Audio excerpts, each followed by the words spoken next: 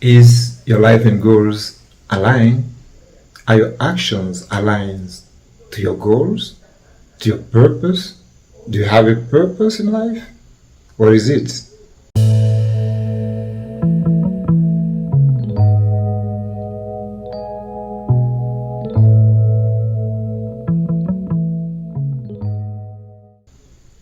In this episode of Mind at Work, we're going to explore this. Mind at Work, it's your podcast. Welcome to it. It's your podcast that explores the intersection of psychology, work, mental well-being, financial well-being, and physical well-being. In each episode, of course, we explore different subjects related to these topics. In today's episode, we're going to explore the relationship between your daily behaviors, your internal thinking, and your goals. How do they align? Are they aligned? Do you have purpose? We're going to see why you need to have a clear purpose, how to align this purpose with your life, and maybe the consequences of not doing that, and what are the consequences that will be on your life when you do this. Let's dive into it. First and foremost, why do you need a purpose? How do you get a purpose? When you are young, you will wonder, what's my purpose in life? I heard about purpose in life. Don't worry much about it. Think simply. What do I like doing? What do I like to be? Where do I like to be? Where do I like to do what? You think of this. They will give you hints. And then you look at, yes, if I'm what I want to be, will I like it? If you don't like it, you better change it now, because you will be it. Because whatever you consent of truth, of whatever you consent of about yourself, accept as truth, you can be it. So whether it's good, whether it's bad, you can be it. So you need to be very careful in choosing what you consider as purpose. When you find it, there are a couple of things to go through before you really dive into it. Check and see if it's aligned with your ethics, your morals, your values. That means you need to clarify to yourself, what are these values? If you don't have values, you don't have moral, you can have some goals, really reach them, and be a miserable person who will reach his or her goal. So clarify yourself to what are your moral and what are your ethics and values. Then when you have these goals, you look at them, do they align? If the answer is yes, that means you can go about it. Now you have different ways to really do this. Before we go into the ways to do it, let's think a bit more about why you should do it. Why is this exercise important for you? Because if you don't have any clear goals, you just navigate in the world, you're performing to realize the objectives of the other people. How do you live without having your own objective?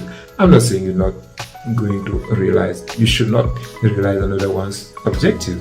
You should, because every one of us is realizing some, in a way or another person's objective. Then that makes the world go round, because it's the sum of this contribution to the world that makes the entire world as one. But everyone should have its own part in it, its own purpose in it, its own really things that comes from himself as a contribution to it, and it makes him feel having a meaningful life. Don't, as I said, don't worry about, is it something I will do all my life? No, things change. If you reach a certain point and you realize that this is not really a place for me, you can still change it. So don't worry about making a mistake. The mistakes are part of it. If show me a person who has never made a mistake and then I'll show you most probably someone who has never done anything. Because sometimes in reaching something valuable, you need the mistakes. Maybe the mistakes are part of your learning process to reach that thing. Imagine that you're doing something very important. You never made a mistake, that you don't know how these things fails, and you reach the goal. Then you see something that's going wrong. You don't know that it happens. This is why you have some people who are successful, but they cannot really guide someone to it because they're not conscious of how you reach there. They can't teach it. They can transfer the knowledge because they don't really know how to get there. It was so simply success, and they reach there. So they may see it as just simple to get to get there. They want because they didn't have the time to think of the possible failure, the possible things that may not work in the process, and so on. So beware of the fact that you think of yourself as going through. You're not going to look for failures. Of course, you're not going to look for failing. But if it happens, understand that it's most probably part of what you need to learn before you get your purpose, because you will get it. Whatever you consent to be true is the concept of yourself, and that concept of yourself is it expresses itself in your life, in your behaviors, in your what you have, what you do, what you think, and that's the concept of yourself. You can be more than what you are, and as they say, you can have an organization. The organization is as big as the head. You can have the organization that goes too big than the head. If you give a big organization to someone with a small head, is going to bring it down to his own level. You give it to someone who has an opening, you will open it to make it wider. This is just simple, applicable to an organization or applicable to an individual. If your thinking is small, you have small goals, and you're going to achieve the small goals, and you have a small life, whereby it is open to you to have a big one, an open one, and achieve it. How do you do this? By thinking of what you want. Don't think of the past. The past is not what will determine the future. Today is determined by what happens yesterday. Tomorrow is determined by what is today. So think in terms of what you want, and it doesn't have to have real facts as basis to think of what you need to want. What you need to want, it should be independent of anything, because it doesn't need the realization of what you want. Doesn't need the past, doesn't need facts. It needs you to want it. You don't need to be a previous genius in mathematics to have excellent grades in mathematics this year.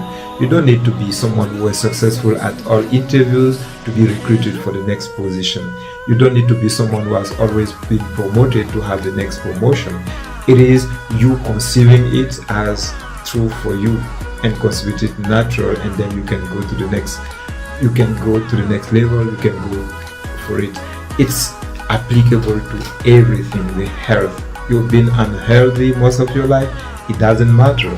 If from now on you can conceive yourself as a healthy person, you can go about it. There are different techniques to go with it, but before we go to the techniques, let's know that we have the conscious mind, and the subconscious mind, and the conscious mind is whatever we develop here consciously, and you can look listening to people, you can see how much theories they have and how they talk about themselves and so on, and you see the contradiction, the opposition between what they say and what they do. Someone who thinks, for example, is or she is overweight, and you see the behaviors, you see they're totally in opposition with what the person wants. Why is this happening? Because most of the behavior are just subconscious, and the person, him or herself, doesn't know, cannot explain. You have an exam, and you instead of studying for the exam, you would rather play. You have an opposition. They're not aligned. how do you align your purpose, your observable behaviors, and your subconscious mind? Because when they are aligned, you manage to align your subconscious and your conscious and your objective. You are on the fast track to reach your goals. And these goals, of course, you're supposed to have clarified them. Then you're also supposed to have checked them against your values and your moral. Otherwise, you reach goals that will be reached, but you'll be miserable. So now we know why we need a purpose. We also need to know how. We talk about a technique we see the technique in few minutes. We see the technique and how to do that, how to impress on the subconscious mind, because you can make a lot of development at the conscious level, but as long as they're not aligned with what you have in the subconscious mind, you're going to have behaviors and results that are completely different to what you want. I've taken the example of someone who's overweight. You know that these behaviors you have are not good for what you want, but still you can't stop it. What to do? Go to your subconscious mind. If you manage to impress what you want on your subconscious mind, then the change will be easy. The behaviors that will make you lose your weight, they will become easy, and then because your environment is you expressed. So it's applicable to earning something, it's applicable to being something, it's applicable to whatever is human things. Now let's look at how do you impress the subconscious mind. How do you do this? You can impress the subconscious mind by different ways, but one of the most used, and is used, let's say, by the athletes who see themselves doing the performance they want to achieve, and then do it in reality. Some experience have shown that practicing the visualization of a movement, a sport movement, increase the actual performance of the movement. So two groups, one group practicing it really, another group not doing nothing and just relaxing and visualizing, one group doing nothing and one group doing visualization and practicing, and the visualization group have a better result than those who were not visualizing. So it is proven. Actually, you can prove by yourself, by doing it yourself. It doesn't cost you anything to do it. See yourself performing this interview wonderfully, being successful. See yourself being congratulated for having this result, being recruited for this position. If you can imagine that and conceive it to be true, you will have it. The most difficult is to conceive it to be true, because most of the time it's easier for us to conceive something negative to be true. We imagine mostly negative things toward ourselves, and that's easy. That comes so easily, maybe by education, maybe by our human nature. The negative things are really easy to imagine on ourselves, but when it comes to the positive, it can be some reasoning and why it should not be. And most reasoning are based on the past, which on the past we've seen a lot of things that were not. Then we make the confusion between the probability and the possibility. The probability is most of the time this did not happen, but the possibility, that's the probability. The statistic based on the past. The possibility is that it is possible. It is possible for you to get this position. The probability, when you take out, you have 150 candidates and you are one person, the probability for you having it, all things being equal, is very low. But the possibility is you, by acting on some leverages, you can have it. And these leverages are numerous. Some people have different leverages. And the leverage I'm proposing you is to visualize yourself being successful at this, and doing this, you making your subconscious mind align with your conscious mind, align with your goal. And when all is aligned, there is no reason for you not to have it. It's easier to imagine that what we do has an impact on ourselves, but what we do has an impact on our environment. The relation is more difficult for some people to make, but to imagine that it's you doing the interview and you based on which you are being selected or not selected. So if you understand that whatever is around you, it's you will see that acting on the subconscious, which will align your goal, what you wanted consciously, and the subconscious, when they are aligned to get what you want, it is a wonderful thing. Think again, possibility, probability, because most of the time your dreams are killed with the concept of possibility. Yes, everyone fails. 95% of this fail, 99% of this, and this probability and this. These are there to kill your possibilities, but you should not accept that. You should deny anything that's not in line with your goal, because the possibility is a potential that's there. Is it possible? Of course it's possible. There is even an opening. And even if there is no opening, do you want it? If you want it, you can always know that there is a possibility, and you are on possibilities, because if we don't believe in possibilities, there is no reason even to have this podcast. This podcast is here to tell you that there are possibilities, even though you may perceive that there are no. When you go by the statistics, you go by the probabilities, you see, no, there is no chance. I'm telling you, there are the possibilities, and we're leveraging what's possible to make the possibilities a reality. If there are potential, we're making real by acting on different leverages. Here, we're talking about how you act on your subconscious mind to align it with your conscious mind and to get to your results. This alignment is absolutely necessary, and it gives you motivation. When you wake up in the morning, it motivates you. Things are easier, by the way. Things are easier when you take this person I was taking as example of the person, either the person who is taking an interview, or the person who is trying to lose weight. You take both of them. When there is an alignment, it's easy for them to take the actions that are necessary. It becomes very easy. You don't have the resistance. You don't even understand how you can do it.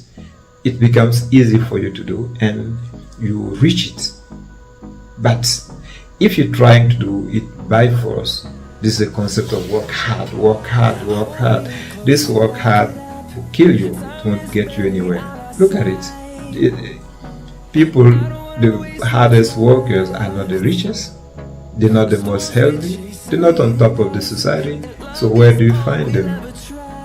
At the bottom. Why should you still just work hard? Work smart? Yes, this has been also promoted to tell people don't work hard, work smart.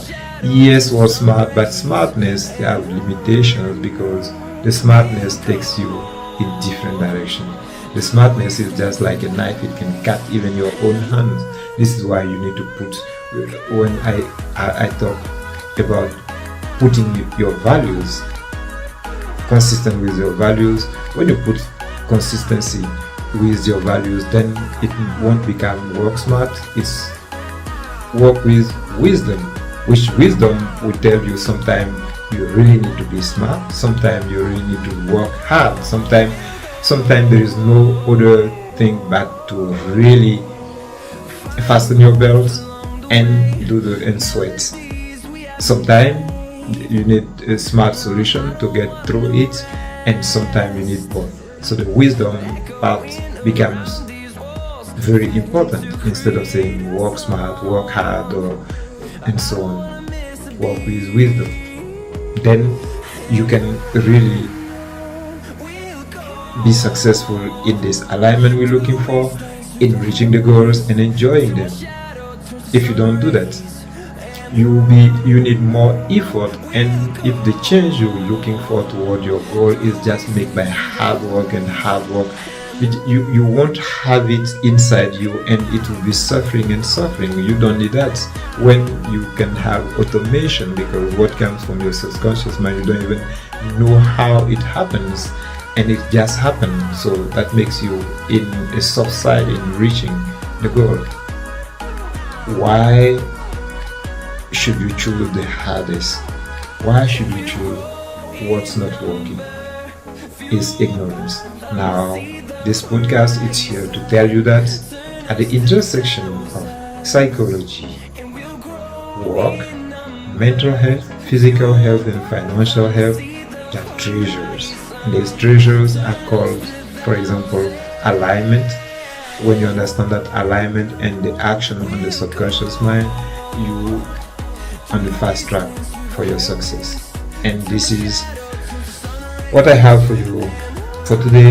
In conclusion, understand that you need to clarify your goal and live in purpose.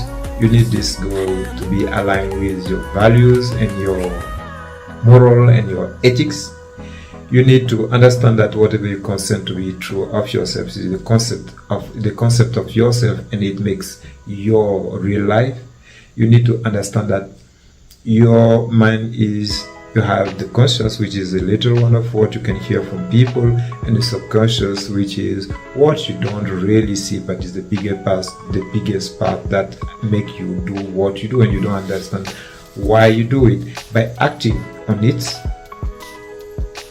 through visualization, you make yourself do things you don't understand why you do them, but they're taking you to your results.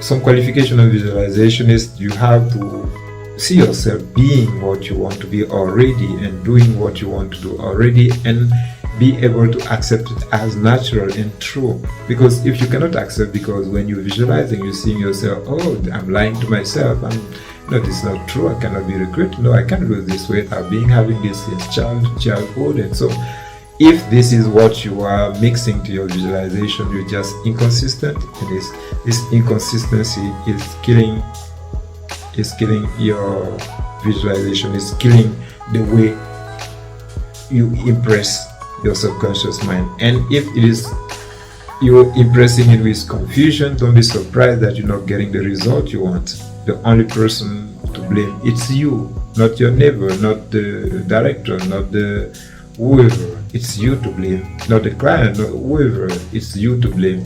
So what you need is discipline in your thoughts. Thank you.